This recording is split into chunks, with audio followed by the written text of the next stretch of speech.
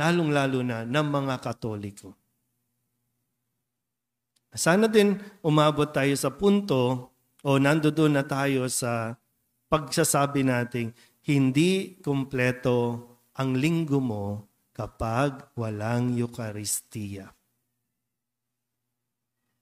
Hindi rin kumpleto ang pagdalo mo sa misa kapag hindi ka kumain. Kaya inaasam-asam, no? Nung nagtatrabaho pa ako, doon sa Makati, talagang yung hahanap ka ng simbahan na malapit para lamang makapagsimba. Pag nag-outing ba kayo, naghahanap ba kayo ng simbahan na pinakamalapit? Lalo na kung natatapat ng linggo ang outing ninyo.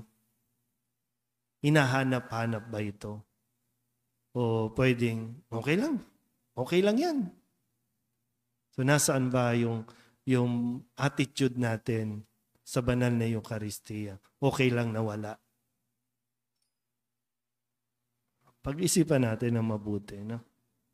Bago pa tayo umabot ulit sa punto na bawal kayong magsimba. Bawal kayong pumunta ng simbahan. O kaya talagang may magbabawal sa atin.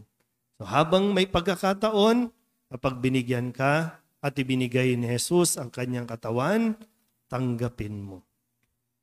Hindi ka huhusgahan, hindi tayo inuhusgahan ng Diyos, at alam niya, lalo tigit, kailangan natin kumain ng kanyang katawan. Amen?